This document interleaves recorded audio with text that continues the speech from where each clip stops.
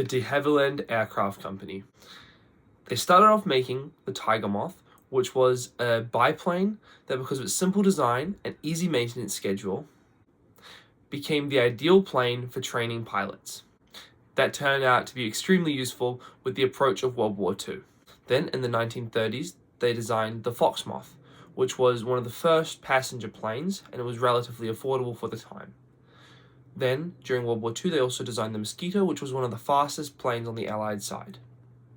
After all this success, the de Havilland Aircraft Company released the first ever jet-powered passenger plane in the 1950s, the Comet.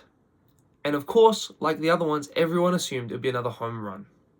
Kia ora and welcome back to the Kiwi Astronaut. If you like content like this and want to see more like it, please like and subscribe. Back to the Comet. The Comet was breaking records left and right. It did the first ever transatlantic commercial passenger flight in just 6 hours and 11 minutes. Could reach top speeds of up to 847 kilometers per hour. All of the success, you might be wondering, why have I never heard of the de Havilland Comet? Well, the answer starts on May 2nd, 1953, with the British Overseas Airways Corporation, BOAC for short, with flight 783. A flight from Calcutta, India to Delhi. 6 minutes after takeoff, it experienced a spontaneous in-air breakup. At the time, this was chalked up to a thunderstorm that was going on and was considered a freak accident. This was until January 10th, 1954, when another Comet, British Overseas Airways Corporation Flight 781, from Rome to London, it too suffered another mid-air breakup, this time over the Mediterranean Sea. At this point, the entire Comet fleet was grounded. Modifications were made to where the failure was believed to have occurred, and the Comet resumed flying. On the 8th of April 1954, South African Airways Comet suffered another in-flight breakup, this time between Rome and Egypt. This was the final straw.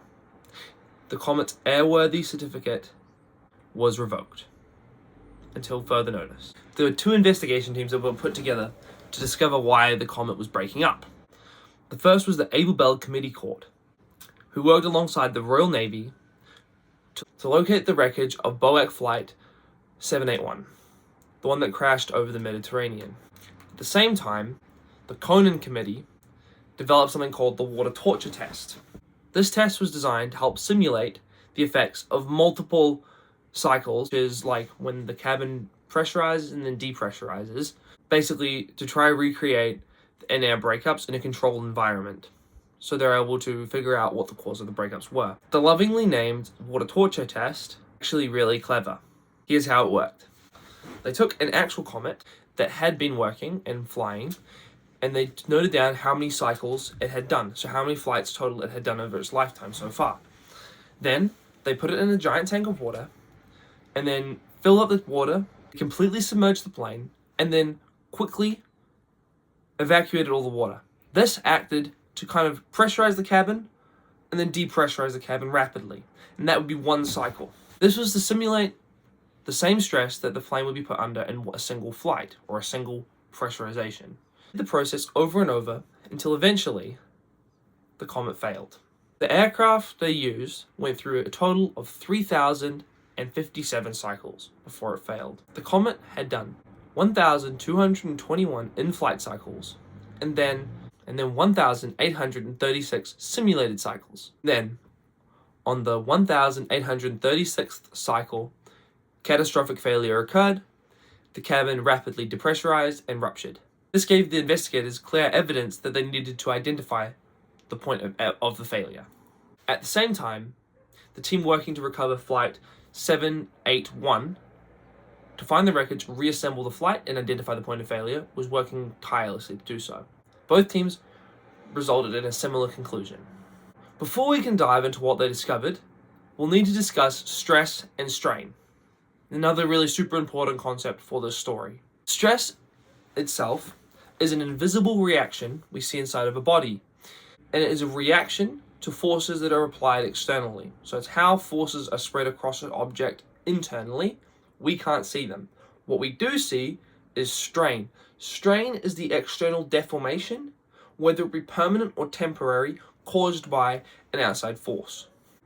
If you have sharp corners, strain will tend to congregate there and cause excess deformation.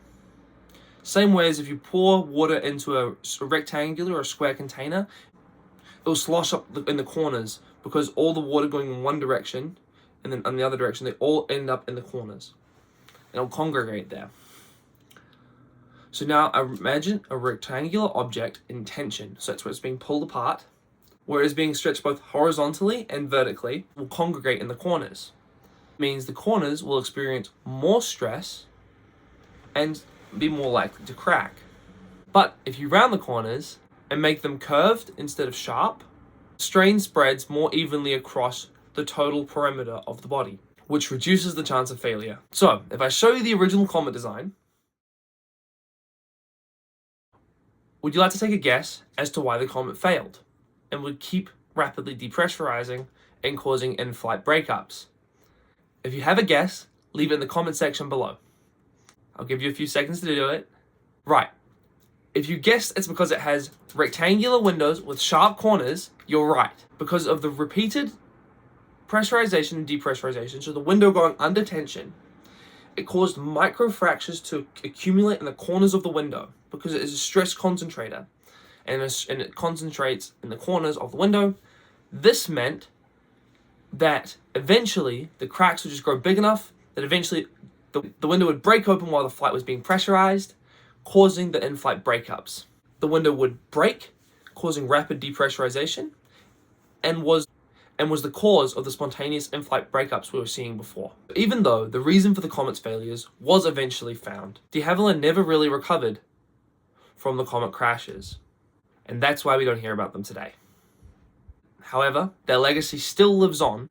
Jet planes have become the most common form of transportation, have become one of the most common forms of transportation, whether internationally or within your own country. And if you look at a modern day airplane, they all have round windows. This is thanks to what we learned from the Comet.